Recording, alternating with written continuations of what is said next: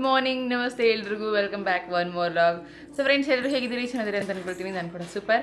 And ಇವತ್ತು ಶುಕ್ರವಾರ log start ಮಾಡ್ತಾ ಇದ್ದೀನಿ. ಆಲ್ಮೋಸ್ಟ್ 3 ಡೇಸ್ ಸಖತ್ ರೆಸ್ಟ್ ಮಾಡಿಬಿಟ್ಟೆ ನಾನು. ಸೊ ನೀವು ಆಲ್ರೆಡಿ ಇನ್ಸ್ಟಾಗ್ರಾಮಲ್ಲಿ ನೋಡಿರ್ಬೋದು, ಹುಷಾರಿರಲಿಲ್ಲ. ಎರಡು ಡ್ರಿಪ್ಸ್ ಹಾಕ್ಸ್ಕೊಳ್ಳೋ ರೇಂಜಿಗೆ ಹುಷಾರಿರಲಿಲ್ಲ. ಸೊ ಹಾಗಾಗಿ ಮತ್ತೆ ಯಾಕೆ ಅಂತ ಹೇಳಿ ಸುಮ್ಮನೆ ರೆಸ್ಟ್ ಮಾಡಿಬಿಟ್ಟೆ. ಯಾಕಂದರೆ ನಡೆದಾಡೋಕ್ಕೂ ಕೂಡ ಶಕ್ತಿ ಇರಲಿಲ್ಲ, ಅಷ್ಟರ ಮಟ್ಟಿಗೆ ಹುಷಾರಿದ್ದಂಗೆ ಆಗ್ಬಿಡ್ತು. ಸೊ ಅದನ್ನೆಲ್ಲ ನಾನು ಆಲ್ರೆಡಿ ಲಾಸ್ಟ್ ಬ್ಲಾಗಲ್ಲಿ ಶೇರ್ ಮಾಡ್ಕೊಂಡಿದ್ದೀನಿ. ಇವಾಗ ಓಕೆ ತುಂಬ ಚೆನ್ನಾಗಿ ಆರಾಮಾಗಿ ರೀಚಾರ್ಜ್ ಆಗಿ ಎದ್ದಿದ್ದಾಯಿತು. ಸೊ ಇವತ್ತು ಶುಕ್ರವಾರ, ಅದರಲ್ಲೂ ದೇವಸ್ಥಾನಕ್ಕೆ ಹೋಗಬೇಕು ಅಂತ ಎಲ್ಲ ರೆಡಿ, ಮನೆಯಲ್ಲಿ ಚಿಕ್ಕ ಪುಟ್ಟ ಎಲ್ಲ ಕೆಲಸಗಳಾಯಿತು. ಸೊ ಇನ್ನೊಂದಷ್ಟು ಕೆಲಸ ಇದೆ. ಜಯಂತ್ ನಾನು ಬೇಕಾದ್ರೆ ಮಾಡ್ತೀನಿ, ನೀನು ಫಸ್ಟ್ ಪೂಜೆ ಮಾಡಿ ಹೋಗು ಅಂತ ಹೇಳಿ ನನಗೆ ಕಳಿಸಿದ್ದಾರೆ. ಸೊ ನಂದು ಇವಾಗ ಕೆಲಸ ಬಂದು ಪೂಜೆ ಮಾಡಬೇಕು. ಹಾಗಾಗಿ ಸ್ನಾನ ಮಾಡಿ ರೆಡಿಯಾಗಿದ್ದೀನಿ. ಸೊ ನನಗೇನಂತಂದರೆ ಎಲ್ಲರೂ ಈ ಥರ ಹೊರಗಡೆ ಹೋಗುವಾಗ ದೇವಸ್ಥಾನಕ್ಕೆ, ಅದರಲ್ಲೂ ದೇವಸ್ಥಾನಕ್ಕೆ ಹೋಗುವಾಗ ಪೂಜೆ ಮಾಡಿ ರೆಡಿ ಆಗೋದಕ್ಕೆ ಮನಸ್ಸು ಬರೋಲ್ಲ. ಹಾಗಾಗಿ ರೆಡಿಯಾಗಿಯೇ ಪೂಜೆ ಮಾಡ್ತೀನಿ ನಾನು ಪೂಜೆ ಮಾಡಿದೆ ಅಂತಂದರೆ ಹೊಂಡು ಬಿಡಬೇಕು. ಕುಂಕುಮ ಇಟ್ಕೊಂಡೆ ಅಂತಂದರೆ ಮತ್ತೆ ಬೇರೆ ಏನು ಕೆಲಸ ಇರಬಾರ್ದು, ಹಾಗೆ ನಂದು. ಸೊ ಹಾಗಾಗಿ ಇವಾಗೆಲ್ಲ A to Z ಎಲ್ಲ ರೆಡಿ ಮಾಡಿ ಕೂತ್ಕೊಂಡಿದ್ದೀನಿ. ಜಸ್ಟ್ ಇವಾಗ ಪೂಜೆಗೆ ಹೋಗಬೇಕು. ಅದಕ್ಕಿಂತ ಮುಂಚೆ ಲಾಗ್ ಸ್ಟಾರ್ಟ್ ಮಾಡೋಣ ಅಂತ ಅಂದ್ಕೊಂಡು ಲಾಗ್ ಸ್ಟಾರ್ಟ್ ಮಾಡ್ತಾ ಇದ್ದೀನಿ. ಸೊ ಇವತ್ತಿನ ಲಾಗ್ಗೆ ಮತ್ತೊಮ್ಮೆ ವೆಲ್ಕಮ್ ಮಾಡ್ತಾ, ಹಾಗೆ ಲಾಗ್ ಸ್ಟಾರ್ಟ್ ಮಾಡೋದಕ್ಕಿಂತ ಮುಂಚೆ ಸೊ ಗೊತ್ತಲ್ವಾ, ಯಾರಾದರೂ ಮಿಸ್ ಆಗಿ ಮರ್ತು ನಮ್ಮ ಚಾನಲ್ನ ಸಬ್ಸ್ಕ್ರೈಬ್ ಮಾಡ್ಕೊಂಡಿಲ್ಲ ಅಂದರೆ ಸೊ ಪ್ಲೀಸ್ ಈಗಲೇ ಸಬ್ಸ್ಕ್ರೈಬ್ ಮಾಡ್ಕೊಳ್ಳಿ. ಹಾಗೆ ಲಾಗ್ಸ್ ಇಷ್ಟ ಆಗ್ತಾ ಇದ್ದರೆ ಒಂದು ಲೈಕ್ ಮಾಡಿ, ಮತ್ತು ನಿಮ್ಮ ಒಪಿನಿಯನ್ಸ್ ಏನಿದ್ರು ಕೂಡ ಕಮೆಂಟ್ ಮೂಲಕ ಶೇರ್ ಮಾಡ್ಕೊಳ್ಳಿ. ಸೊ ಚಲೋ ಗೆಟ್ ಇಂಟು ಸ್ಟಾರ್ಟ್ ಏಟ್. ಇವತ್ತು ಮಕ್ಕಳಿಬ್ಬರು ಕೂಡ ಆಲ್ರೆಡಿ ಸ್ಕೂಲಿಗೆ ಹೋಗಿದ್ದಾಯಿತು. 11 ಗಂಟೆ ಆಗ್ಬಂತು ಫ್ರೆಂಡ್ಸ್, ಹೋಗದೆ ಇರ್ತಾರೆ. ಸೊ 11 ಗಂಟೆ ಆಗ್ಬಂತು. ಇವಾಗ ಪೂಜೆ ಮುಗಿಸ್ಕೊಂಡು ಹೊರಡಬೇಕು. ಎಲ್ಲಿಗೆ ಹೊರಡಬೇಕು ಅಂತಂದರೆ ಉಚ್ಚಂಗಿ ದುರ್ಗಕ್ಕೆ ಹೋಗಬೇಕು. ನಾನು ತೋರಿಸ್ತೀನಿ ಅಲ್ಲಿ ಯಾಕೆ ಹೊರಟಿರೋದು ಏನು ಎಲ್ಲದಕ್ಕೂ ಕೂಡ ಕಂಪ್ಲೀಟ್ ಆಗುತ್ತೆ. ಸೊ ಬನ್ನಿ ಹೋಗೋಣ. ಇವತ್ತು ಫುಲ್ ಡೇ ವ್ಲಾಗ್ ಮತ್ತು ಶೇರ್ ಮಾಡ್ತೀನಿ. ಇನ್ನಷ್ಟು ವಿಚಾರಗಳಿರುತ್ತೆ, ಸಖತ್ತಿರುತ್ತೆ, ಮಿಸ್ ಮಾಡಬೇಡಿ. ಲಾಸ್ಟಲ್ಲಿ ಮಾತ್ರ ಅಮೇಝಿಂಗ್ ಒಂದು ವಿಚಾರ ಇದೆ, ಶೇರ್ ಮಾಡ್ಕೊತೀನಿ. So keep watching. ಸೊ ಚಲೋ ಈಗ ದೇವ್ರ ಮನೆಗೆ ಹೋಗಿ ಪೂಜೆ ಮಾಡಬೇಕು. ನಮ್ಮ ಪುಟಾಣಿ ನೋಡಿ ಇವಾಗ ಎದ್ದಿದ್ದಾಳೆ. ನಮ್ಮ ಮಿಂಚು ಅಂದರೆ ಬೆಳಗ್ಗೆನೇ ಎದ್ದಿದ್ಲು. ಆಲ್ರೆಡಿ ಎದ್ದು ಒಂದು ಅರ್ಧ ಗಂಟೆ ನಮ್ಮ ತಲೆ ತಿಂದು ಮಲ್ಕೊಂಡ್ಲು. ಮತ್ತೆ ಮಲ್ಕೊಂಡು ಇವಾಗ ಎದ್ದಿದ್ದಾಳೆ. ಅವರಪ್ಪ ಬೆಣ್ಣೆ ಮುರುಕು ತಂದಿದ್ದಾರೆ, ಹಾಲು ತರಕ್ಕೆ ಹೋದಾಗ ಅದನ್ನು ತಿಂತಾ ಇದ್ದಾಳೆ. ನಂದು ಸ್ನಾನ ಮುಗಿತು, ನಮ್ಮ ಮನೆಯವ್ರದ್ದು ಕೂಡ ಸ್ನಾನ ಆಗಿ ಕೂತ್ಕೊಂಡಿದ್ದಾರೆ. ಸ್ವಲ್ಪ ಏನೋ ವರ್ಕ್ ಇದೆ ಅಂಥೇಳಿ. ಸೊ ನಾವೀಗ ಮನೆ ಪೂಜೆ ಮಾಡಬೇಕು ಅಂತ ಅಂದ್ಕೊಂಡಿದ್ವಿ, ಬಟ್ ಕಾರಣಾಂತರಗಳಿಂದ ಪೂಜೆ ಮಾಡಲಿಲ್ಲ. ಬಿಕಾಸ್ ಉಚ್ಚಂಗಿ ದುರ್ಗಕ್ಕೆ ಹೋಗ್ಬೇಕಿತ್ತು. ಸೊ ಅಲ್ಲಿಗೆ ಹೋಗ್ಬಂದು ಮಾಡಿದ್ರೆ ಆಯಿತು ಅಂತೇಳಿ ಸುಮ್ಮನಾಗಿದ್ದು. ನಮ್ಮ ಮಕ್ಕಳು ನೋಡಿ ಇಲ್ಲಿ ಹಾಯ್ ಮಾಡು, ನಾಚಿ ಅವಳಿಗೆ. ಸೊ ಈಗ ನಾವು ಹೊರಟಿದ್ದಾಯಿತು. ಮೇಡಮ್ದು ಕೂಡ ವರ್ಕ್ ಕಂಪ್ಲೀಟ್ ಆಯಿತು. ಬನ್ನಿ, ಇದು ದಿವ್ಯಂದು ಬ್ಯಾಗ್. ಸೊ ಇದರಲ್ಲಿ ಒಂದು ನೀರಿನ ಬಾಟ್ಲ್ ಇಟ್ಟಿದ್ದೀವಿ, ಯಾಕಂದರೆ ಅಲ್ಲಿ ಕುಡಿಯೋಕ್ಕೆ ಬೇಕಾಗತ್ತೆ ಅಂತ. ಸೊ ನೀರು ಕುಡ್ಕೊಂತ ಹೋಗೋದು. ಬಿಸಿಲು ಮಾತ್ರ ಸಿಕ್ಕಾಪಟ್ಟೆ ಇದೆ. ಸೊ ಎಲ್ರಿಗೂ ಹೇಳೋದೇನೆಂದರೆ, ಸಾಧ್ಯವಾದಷ್ಟು ಟೈಮ್ ಸರಿಯಾಗಿ ಒಳ್ಳೆ ನೀರು ಕುಡಿವಿ. ನೀರು ಕುಡಿತಾ ಇದ್ದರೆ ದಣಿವಾಗಲ್ಲ.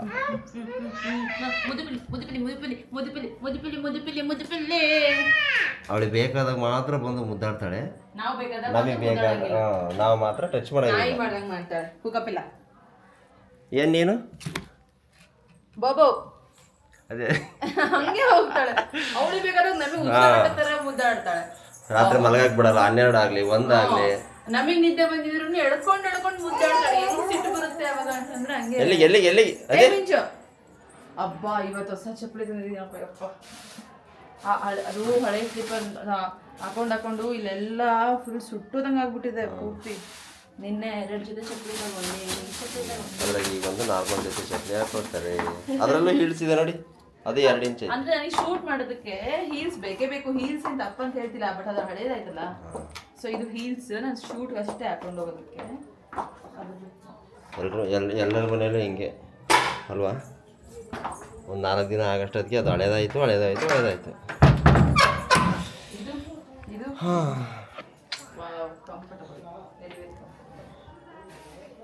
ಸೂಪರ್, ಚೆನ್ನಾಗಿ ಕಾಣಿಸ್ತಿದ್ದೀನಲ್ಲ. ನಾನು ನಿನಗಿಂತ ಚೆನ್ನಾಗಿ ಕಾಣಿಸ್ತಿದ್ದೆ. ನನಗೆ 28 ಅಂದರೆ ಯಾರು ನಂಬಲ್ಲ. 28 ಅಲ್ಲ ಫ್ರೆಂಡ್ಸ್, ನಾಳೆ 34 ತುಂಬಿ 35ಕ್ಕೆ ಬೀಳುತ್ತೆ. ಇನ್ನೂ ಏಜ್.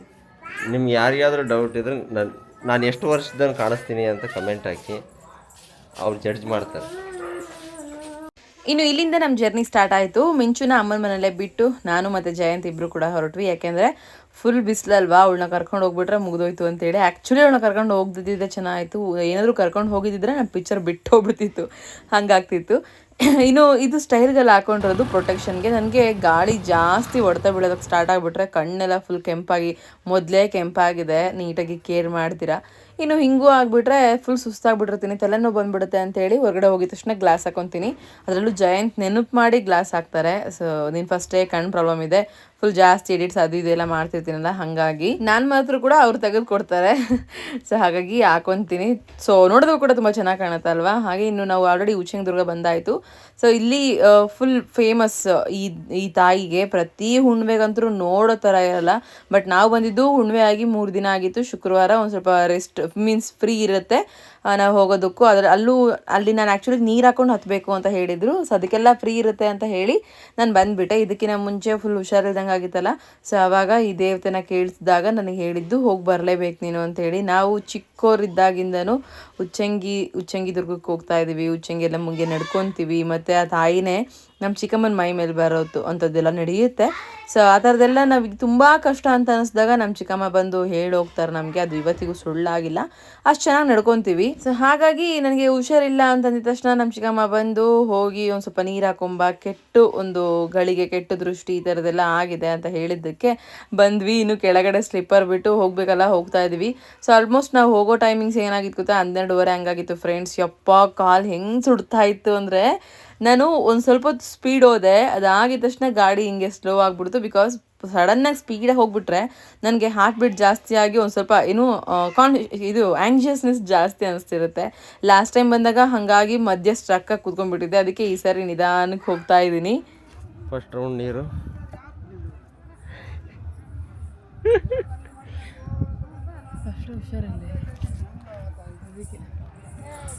ಇನ್ನು ಅಷ್ಟು ಮೇಲೆ ಹೋಗ್ಬೇಕು.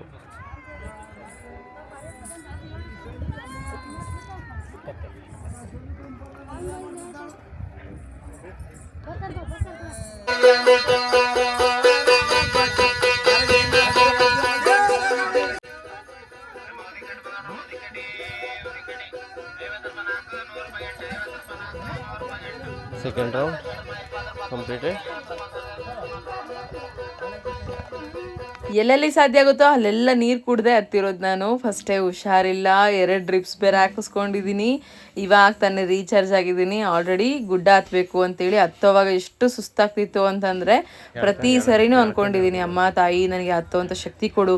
ಮುಂಚೆ ಎಲ್ಲ ಫ್ರೆಂಡ್ಸ್, ನಾನು ಇನ್ನೂ ಮದುವೆ ಆಗೋದಕ್ಕಿಂತ ಮುಂಚೆ, ಮಕ್ಕಳಾಗೋದಕ್ಕಿಂತ ಮುಂಚೆ ಹುಣ್ಣಿಮೆಗೆ ಯಾರಾದರೂ ಬಂದರೆ ಜೊತೆಗೆ ಬರ್ತಿದ್ದೆ, ಇಲ್ಲ ಅಂದರೆ ಒಬ್ಬಳೇ ಬಂದು ಹತ್ತು ಹೋಗ್ತಿದ್ದೆ. ಅಷ್ಟು ನನಗೇನಾದರೂ ನಾನು ಅಂದ್ಕೊಂಡಿದ್ದೀನಿ ಅಂದರೆ ಅದು ಮಾಡಿ ಮುಗಿಸ್ಬೇಕು. ನನಗೆ ಸುಮ್ಮನೆ ಅನ್ಕೋಬಾರ್ದು, ಈ ಥರದೊಂದು ಥಾಟ್ಸ್ ಇರುತ್ತಲ್ಲ. ಸೊ ಅದನ್ನು ಯಾವಾಗಲೂ ಮೇಂಟೈನ್ ಮಾಡ್ತಿದ್ದೆ. ಹಂಗೆ ಅದನ್ನೆಲ್ಲ ನೆನೆಸ್ಕೊತಿದ್ದೆ, ಹೆಂಗೆ ಹತ್ತುತ್ತಿದ್ದೆ ನಾನು. ಸೊ ಆ ಶಕ್ತಿ ಕೊಡು ಅಂತೇಳಿ ಅನ್ಕೊತ ಹತ್ತುತ್ತಿದ್ದೆ. ಅಂದರೆ ಏನು ಗೊತ್ತಾ ಫ್ರೆಂಡ್ಸ್, ಇದು ಗುಡ್ಡ ಹತ್ತೋವರೆಗೂ ನಮ್ಮ ಬಾಡೀಲಿ ಏನೇ ಅನ್ಸಿದ್ರು, ಸುಸ್ತು ಅನ್ಸಿದ್ರು, ನಾವು ಗರ್ಭಗುಡಿ ಹತ್ತತ್ರ ಹೋಗಿದ ತಕ್ಷಣ ಸುಸ್ತೇ ಇರಲ್ಲ. ಅದು ಒಂಥರ ಮಿರಾಕಲ್. ಅದು ಎಲ್ರಿಗೂ ಅಷ್ಟೇ, ಇಲ್ಲಿ ಸಾಮಾನ್ಯವಾಗಿ ಆ ಫೀಲ್ ಆಗುತ್ತೆ. ಇನ್ನು ನಾನು ಅಲ್ಲಿ ನೀರು ಹಾಕೊಳ್ಳೋದಿದೆ. ಸೊ ಅಲ್ಲಿ ಕೊಳದ ಹತ್ರ ಹೋಗಿ ನೀರು ಹಾಕೊಂಡಿದ್ದೀನಿ. ನೀರು ಕಾಣಿಸ್ತಾ ಇಲ್ಲ ಅನಿಸುತ್ತೆ, ಬಟ್ಟೆ ಎಲ್ಲ ನೆಂದಿದೆ, ಬಟ್ಟೆ ನೆನಿಬೇಕು ಅಂತ ಹೇಳಿದರು. ಹಾಗಾಗಿ ಇನ್ನು ನೀರು ಹಾಕ್ಕೊಂಡು ಗುಡ್ಡ ಹತ್ತಿ ಸೀದಾ ಮತ್ತೆ ಇಳಿದು ಮನೆಗೆ ಹೋಗಬೇಕು ಸೀದಾ. ಈ ಥರದೊಂದು ನಡೆಸಬೇಕಾಗಿರುವಂಥ ಪದ್ಧತಿ ಇತ್ತು. ಇದು 3ನೇ ರೌಂಡ್ ನೀರು. ಎಷ್ಟು ಸುಸ್ತು ಅನಿಸ್ತಿತ್ತು ಅಂತಂದರೆ ನಮ್ಮ ಜಯಂತ್ ಅಂದರೆ ಫುಲ್ ಸಮಾಧಾನ ಮಾಡ್ತಿದ್ರು, ಬಾಬಾ ಇಲ್ಲಿಂದ ಏನಿಲ್ಲ ಬಾ ಅಂತೇಳಿ. ಇದು 4ನೇ ರೌಂಡ್ ನೀರು. ಹಾಗೆ ಇಲ್ಲಿ ಗಿಣಿಶಾಸ್ತ್ರ ಕೇಳೋದಕ್ಕೆ ಅಂತ ಕೂತ್ಕೊಂಡ್ವಿ. ಫಸ್ಟ್ ಟೈಮ್ ನನ್ನ ಲೈಫಲ್ಲಿ ಗಿಣಿಶಾಸ್ತ್ರ ಕೇಳಿಸ್ಬೇಕು ಅಂತ ಅನಿಸಿದ್ದು. ಆ್ಯಂಡ್ ಹಾಗೆ ಕೇಳಿದ್ದು ಕೂಡ. ಯಾಕೆಂದರೆ ಒಂದೇ ಒಂದು ಕ್ಯೂರಿಯಾಸಿಟಿ ಅಷ್ಟೇ. ನಂಬಲ್ವಾ ದಿವ್ಯಾ ನೀವು ಇದನ್ನೆಲ್ಲ ಅಂತಂದರೆ ನಂಬ್ತೀನಿ, ಅಷ್ಟ್ರ ಮಟ್ಟಿಗೆ ಅಲ್ಲ, ಜಸ್ಟ್ ಒಂದು ಕ್ಯೂರಿಯಾಸಿಟಿ ಅಷ್ಟೇ. ತೀರಾ ನಂಬೋದು ಇಲ್ಲ, ಹಾಗಂದ್ರೆ ತೀರಾ ನೆಗ್ಲೆಕ್ಟ್ ಕೂಡ ಮಾಡಲ್ಲ. ಸೊ ಆ ಥರದೊಂದು ಕ್ಯಾರೆಕ್ಟರ್ ನಂದು. ಹಾಗೆ ಇನ್ನು ಗಿಣಿಶಾಸ್ತ್ರ ಏನು ಹೇಳುತ್ತೆ ಅಂತ ವೆಯ್ಟ್ ಮಾಡ್ತಿದ್ವಿ. ಹೇಳ್ತು ಏನೋ ಒಂದು ತುಂಬ ಚೆನ್ನಾಗಿರೋದೇ ಹೇಳ್ತು. ನನಗೆ ಅದರಲ್ಲೇನು ಡಿಫ್ರೆನ್ಸ್ ಇಲ್ಲ ಫ್ರೆಂಡ್ಸ್. ಇವತ್ತಿನವರೆಗೂ ಯಾರು ನಂದು ಜಾತಕ ಹೇಳಿದ್ದಾರೆ, ಜ್ಯೋತಿಷ್ಯ ಹೇಳಿದ್ದಾರೆ, ನಾನು ನೋಡಿ ಹೇಳಿದ್ದಾರೆ, ನನ್ನ ಹೆಸರು ಕೇಳಿದ ತಕ್ಷಣ ಹೇಳಿದ್ದಾರೆ, ಅಥವಾ ದೇವಸ್ಥಾನಗಳಲ್ಲಿ ಎಲ್ಲಾದರೂ ಕೇಳಿ ಹೇಳಿದ್ದಾರೆ, ಎಲ್ಲ ಒಂದೇ ನುಡಿ ಹೇಳೋದು. ಅದನ್ನು ನಾನು ಹೇಳ್ಕೋಬಾರ್ದು. ಸೊ ಒಳ್ಳೆ ನುಡಿಗಳೇ ಹೇಳ್ತಾರೆ ನನ್ನ ಬಗ್ಗೆ. ಅದಕ್ಕೆ ಸಮಾಧಾನ, ನನಗೆ ಖುಷಿ. ಬೇರೆ ಏನು ಕನ್ಫ್ಯೂಷನ್ಸೇ ಇಲ್ಲ ಮೈಂಡಲ್ಲಿ. ಎಲ್ಲದಕ್ಕೂ ಕೂಡ ಯಾವುದಕ್ಕೂ ಕೊರತೆ ಇರಲ್ಲ ಲೈಫಲ್ಲಿ. ಮುಂದೆ ಹಠ ಜಾಸ್ತಿ, ಸ್ವಾಭಿಮಾನ ಜಾಸ್ತಿ, ಏನಾದರೂ ಮಾಡಬೇಕು ಅಂತಂದಿರೋದು ಬಿಡದೇ ಇರೋವಂಥದ್ದು, ಮತ್ತು ಲಕ್ಷ್ಮಿ ಅನುಗ್ರಹ, ಇದೆಲ್ಲ ಹೇಳ್ತಾನೇ ಬಂದಿದ್ದಾರೆ. ಹಾಗಾಗಿ ನನಗೆ ಅದು ಕೇಳಿ ಒಂಥರ ಸಮಾಧಾನ, ಒಂಥರ ಮೈಂಡ್ ಸೆಟ್ ಆಗಿಬಿಟ್ಟಿದೆ. ಅವರು ಕೂಡ ಕೆಲವೊಂದಷ್ಟು ಸೀರಿಯಸ್ ಆಗಿ ಹೇಳಿದ್ರು. ಬಟ್ ನಾನು ನೋಡಿ ಜಸ್ಟ್ ಒಂದು ಕ್ಯೂರಿಯಾಸಿಟಿ ಮತ್ತು ಎಕ್ಸೈಟ್ಮೆಂಟಲ್ಲಿ ಅಷ್ಟೇ ನೋಡ್ತಿದ್ದೀನಿ. ಅದು ಬಿಟ್ಟರೆ ಏನಿಲ್ಲ. ಮತ್ತು ಆ್ಯಕ್ಚುಲಿ ಇಲ್ಲಿ ತುಂಬ ಜನ ಹೇಳ್ತಿರ್ತಾರೆ, ಅಂದರೆ ನಮಗೆ ಪರಿಚಯ ಇರೋವಂಥವ್ರು, ನಾವು ಕೂಡ ಕೇಳಿದ್ದೀವಿ, ನಮಗೆ ನಿಜ ಆಗಿದೆ, ಅದು ನಿಜ ಹಾಗೆ ಹಿಂಗೆ ಅಂತೇಳಿ. ಬಟ್ ಏನೋ ಗೊತ್ತಿಲ್ಲ, ನನ್ನ ಪ್ರಕಾರ ನನಗೆ ಎಲ್ಲದೂ ಕೂಡ ಮೈಂಡ್ ಸೆಟ್ಟೇ ಕಾರಣ ಅಂತ ಒಂದು ಹೇಳ್ತೀನಿ. ಇನ್ನು ಕೇಳಿದ್ವಾ ಅದಾದಮೇಲೆ ಎದ್ವಾ ಅಷ್ಟೇ ಮುಗೀತು. ಒಂದು 50 ರೂಪಾಯಿ ಕೊಡಬೇಕಿತ್ತು ಗಿಣಿ ಶಾಸ್ತ್ರಕ್ಕೆ ಇಟ್ಟು. ನೆಕ್ಸ್ಟ್ ಜಯಂತ್ ಹೇಳ್ತಾ ಇದ್ರು, ಜಯಂತ್ ಆಲ್ಮೋಸ್ಟ್ ನಂಬಲ್ಲ, ನಾನು ಇಷ್ಟೋ ನಂಬ್ತೀನಿ, ನಮ್ಮ ಜಯಂತ್ ಅದಕ್ಕೂ ನಂಬಲ್ಲ, ಬೇರೆ ಏನೋ ಒಂದು ರೀಸನ್ ಕೊಟ್ಕೊಂಡು ಕುತ್ಕೊಂಡ್ಬಿಡ್ತಾರೆ. ಸೊ ಇನ್ನಾಯಿತು ಫ್ರೆಂಡ್ಸ್, ಇನ್ನು ಮೇಲ್ಗಡೆ ಸೀದಾ ಗರ್ಭಗುಡಿ ಹತ್ರ ಬಂದ್ವಿ. ಈಗ ನೋಡಿ ಸೀದಾ ದೇವರು ಕೆಳಗಡೆಯಿಂದ ಹಿಡಿದು ಮೇಲ್ಗಡೆ ಎಷ್ಟರ ಮಟ್ಟಿಗೆ ತುದಿ ಕೂತ್ಕೊಂಡಿದ್ದಾಳೆ ತಾಯಿ ಅಲ್ವಾ. ತುಂಬ ಚೆನ್ನಾಗಿದೆ, ಒಂಥರ ಸಮಾಧಾನ. ಈವನ್ ನನ್ನ ಮಗ, ನಮ್ಮ ದೊಡ್ಡ ಮಗ ಚಿಟ್ಟಿ ಇದ್ದಾನಲ್ಲ, ಅವನು ಉಳಿಯೋದಕ್ಕೂ ಕೂಡ ಈ ದೇವರೇ ಕಾರಣ. ಅಕಸ್ಮಾತ್ ಈ ದೇವರೇನಾದರೂ ನಮ್ಮ ಪಾಲಿಗೆ ಇಲ್ಲ ಅಂದಿದ್ರೆ, ನಮ್ಮ ಕೈ ಹಿಡಿಲಿಲ್ಲ ಅಂದಿದ್ರೆ ಇಷ್ಟೊತ್ತಿಗೆ ನಾವು ಚಿಟ್ಟಿನ ಕಳ್ಕೊಂಡ್ಬಿಡ್ತಿದ್ವಿ. ಅಂಥ ಒಂದು ಕಷ್ಟಗಳು ಮತ್ತು ಸಿಚುವೇಶನ್ಸ್ಗಳನ್ನ ಫೇಸ್ ಮಾಡ್ಕೊಂಡು ಬಂದುಬಿಟ್ಟಿದ್ದೀವಿ ನಾವು.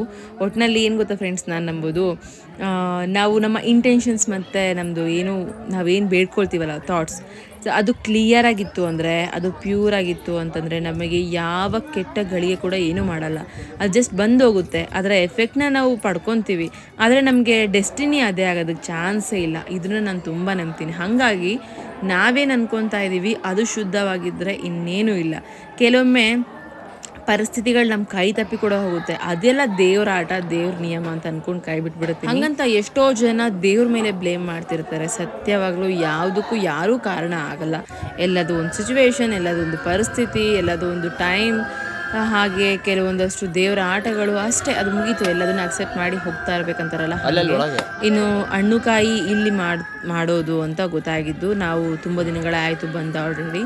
ಹಾಗಾಗಿ ಇವಾಗ ನಾನೇ ಹೋಗಿ ಹಣ್ಣುಕಾಯಿ ಮಾಡ್ಕೊತಾ ಇದ್ದೀನಿ. ದೇವ್ರಿಗೆ ಒಂದು ಹೂವಿನ ಹಾರ ಕೂಡ ತಗೊಂಡಿದ್ದೆ. ಇನ್ನು ನನಗೆ ಈ ಥರ ದೇವ್ರ ವಿಚಾರಗಳಲ್ಲಿ ನಾನು ಕೂಡ ಕೆಲವೊಂದಷ್ಟು ಕಷ್ಟಪಟ್ಬಿಟ್ಟಿದ್ದೀನಿ ಫ್ರೆಂಡ್ಸ್. ಎಲ್ಲ ಥರ ಅನುಭವ ಆಗಿಬಿಟ್ಟಿದೆ ಜೀವನದಲ್ಲಿ. ಈ ಕಲ್ಲು, ಇವಾಗ 100 ಜನ ಒಂದು ಮಾವಿನ ಹಣ್ಣಿಗೆ 100 ರೀತಿಯಾಗಿ ಕಲ್ಲೆಸಿದ್ರೆ ಅದಕ್ಕೆ ಆಲ್ಮೋಸ್ಟ್ ನೋವು ಆಗೇ ಆಗುತ್ತೆ. ಒಂದು ಯಾವುದೋ ಕಾಯಿ ಅದಕ್ಕೆ ಹೋಗಿ ತಲುಪಲೇಬೇಕು, ಹೊಡ್ತಾ ಬೀಳಲೇಬೇಕು. ಹಾಗೆ ನಮ್ಮದು ಕೂಡ ಸಿಚುವೇಶನ್ ಇದ್ದಿದ್ದು. ಅದು ಹೊಡ್ತಾ ಬಿದ್ದು ಒಂಥರ ಕಲ್ಲಾಗಿಬಿಟ್ಟಿದ್ದೀನಿ, ಹಂಗಾಗಿದೆ. ಸೊ ನನ್ನ ನಂಬಿಕೆನೂ ಕೂಡ ನನ್ನನ್ನು ಉಳಿಸಿದೆ ಅಂತಲೂ ಹೇಳ್ಬೋದು. ನಾನು ನಂಬ್ತೀನಿ, ನಾನು ಪಾಲಿಸ್ತೀನಿ. ಹಾಗೆ ಅದು ಯಾಕೆ, ಇದು ಹೆಂಗೆ, ಅದು ಹೆಂಗೆ ಕ್ವಶನ್ ಮಾಡಲ್ಲ. ಯಾವ್ದಾದ್ರು ಒಳಿತಾಗುತ್ತೆ ಅಂತ ಇತ್ತು ಅಂದರೆ ಅದನ್ನು ನಾನು ನಂಬ್ತೀನಿ. ಅದಷ್ಟೇ ನನಗೆ ಗೊತ್ತಿರೋದು. ಇನ್ನು ಹಣ್ಣು ಕಾಯಿ ಮಾಡ್ಕೊಂಡು ಆಗಿದ್ದಾಯಿತು. ಇನ್ನು ದೇವರ ದರ್ಶನಕ್ಕೆ ಹೋಗ್ತಾ ಇದ್ದೀವಿ. ಇಷ್ಟು ದಿನ ಬಂದಿದ್ದೀವಿ ಅಂತಂದ್ರೂ ಇವತ್ತೇ ಫಸ್ಟ್ ಟೈಮ್ ನೋಡಿ ನಾನು ಈ ಥರ ಲೈನಲ್ಲಿ ಹೋಗಿ ದರ್ಶನ ಮಾಡ್ತಿರೋದು. ಪ್ರತಿ ಸರಿ ಬಂದರೆ ಡೈರೆಕ್ಟ್ ದರ್ಶನ, ಇಲ್ಲ ಅಂತಂದರೆ ಜಸ್ಟ್ ಗುಡ್ಡ ಹತ್ತೋದು, ಏನು ದೇವ್ರದ್ದು ಗರ್ಭಗುಡಿ ಸುತ್ತ ಹಿಂಗೊಂದು ರೌಂಡ್ ಹಾಕೋದು, ಸುಮ್ಮನೆ ಎಳೆದು ಹೋಗ್ತಿರೋದು. ಹೀಗೆ ಜಸ್ಟ್ ಗುಡ್ಡ ಹತ್ತಿರ ಸಾಕು. ಹುಣ್ಣಿಮೆಗೆ ಎಷ್ಟೋ ಜನ ಹಾಗೆ ಮಾಡ್ತಾರೆ. ಕೆಲವೊಬ್ರು ಮಾತ್ರ ಈ ಥರ ದರ್ಶನಕ್ಕೆ ನಿಂತ್ಕೊಳ್ಳೋದು. ನಾನಂತೂ ಫಸ್ಟ್ ಟೈಮ್ ಈ ಒಂದು ಲೈನಲ್ಲಿ ಬಂದು ದರ್ಶನ ತೊಗೊತಾ ಇರೋದು. ಇನ್ನು ಒಳಗಡೆ ಫೋನ್ ಅಲೋ ಇರಲಿಲ್ಲ ಅಂತ ಹೇಳಿ ಸೊ ಲೈಟಾಗಿ ಜಯಂತ್ ಶೂಟ್ ಮಾಡಿದ್ದಾರೆ. ಮರಿದೆ ಈ ದೇವ್ರ ದರ್ಶನ ನೀವೆಲ್ಲ ಯಾರು ತೊಗೊಂಡಿದ್ದೀರಿ, ಹಾಗೆ ಯಾರೆಲ್ಲ ನಂಬ್ತೀರಿ ಅವರೆಲ್ಲ ಕೂಡ comment hockey. I am waiting for your comments. ನೋಡಿ ಇದಕ್ಕೆ ಒಂದು ಒಳ್ಳೆ ಹಿಸ್ಟ್ರಿ ಕೂಡ ಇದೆ. ಆ್ಯಕ್ಚುಲಿ ನೇರವಾಗಿ ದೇವರ ದರ್ಶನ ಇಲ್ಲ. ಈ ದೇವ್ರು ಬಂದು ಉತ್ಸವಾಂಬ ದೇವರು, ಮತ್ತು ಉಚ್ಚಂಗೆಲ್ಲಮ್ಮ ಅಂತ ಏನು ಕರಿತೀವಲ್ಲ ಆ ದೇವ್ರನ್ನ ಆ್ಯಕ್ಚುಲಿ ಹಿಂಭಾಗದಲ್ಲಿ ಮುಚ್ಚಿಟ್ಟಿದ್ದಾರೆ ಅಂತ ಕೂಡ ಹೇಳ್ತಾರೆ. ಅದು ಒಂದು ಕಥೆನೇ ಇದೆ. ಎಲ್ಲ ದೇವ್ರುಗಳಿಗೂ ಒಂದೊಂದು ಕತೆ ಇರುತ್ತಲ್ಲ, ಹಾಗೆ ನಾನು ಸ್ವಲ್ಪ ಕತೆ ಕೇಳೋದು ಜಾಸ್ತಿ. ನನಗೆ ಕತೆ ಕೇಳೋದು ಅಂತಂದರೆ ತುಂಬ ಇಂಟ್ರೆಸ್ಟ್ ಅಂತ ಅನಿಸುತ್ತೆ. ಹಾಗಾಗಿ ಕತೆಗಳು ತುಂಬ ಇಷ್ಟಪಡ್ತೀನಿ. ಅದರಲ್ಲೂ ದೇವರ ಒಂದು ಕತೆಗಳು. ಈ ವರ್ಷನಾದರೂ ಕೇಳಿಲ್ಲ ನಾನು. ಹೋದ ವರ್ಷ ಅಂತೂ ಪ್ರತಿದಿನ ಒಂದು ದೇವರ ಒಂದು ಕತೆ ಕೇಳಿನೇ ಎದ್ದಾಡ್ತಿದ್ದೆ ನಾನು. ಸೊ ಅದನ್ನೆಲ್ಲ ಫಾಲೋ ಮಾಡಿದ್ದಕ್ಕೆ ನನಗೆ ಬಂದಿರುವಂಥ ಪ್ರಾಬ್ಲಮ್ಸಿಂದ ನಾನು ಹೊರಗೆ ಬಂದ್ವಿ. ಇಲ್ಲ ಅಂದರೆ ಸಾಧ್ಯನೇ ಆಗ್ತಿರಲಿಲ್ಲ.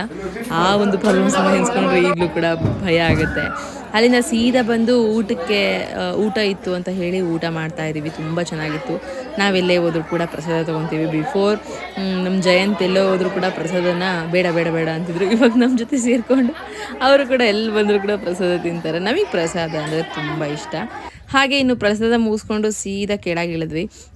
ಇಳಿಯೋವಾಗಂತೂ ಕಾಲು ಸುಡೋ ಹೊಡೆತಕ್ಕೆ ನಡೆದಿರೋದಕ್ಕಿಂತ ಓಡಿರೋದೇ ಜಾಸ್ತಿ ಫ್ರೆಂಡ್ಸ್. ಇನ್ನೂ ಒಂದು ಸ್ಪೆಷಲ್ ಇದೆ ನಾಳೆ. ಸೊ ಹಾಗಾಗಿ ಲಾಸ್ಟಲ್ಲಿ ಹೇಳ್ತೀನಿ ಅಂತ ಹೇಳಿದ್ನಲ್ಲ, ಏನು ಅಂದರೆ ಜಯಂತ್ ಬರ್ತಡೇ ಇದೆ. ಸೊ ಆ ಒಂದು ಲಾಗ್ ನಾನು ನೆಕ್ಸ್ಟು ಶೇರ್ ಮಾಡ್ಕೊತಾ ಇದ್ದೀನಿ. ಐ ಹೋಪ್ ಈ ಲಾಗ್ ಇಷ್ಟ ಆಗಿದ್ರೆ, ಸಿಂಪಲ್ ಆಗಿದೆ.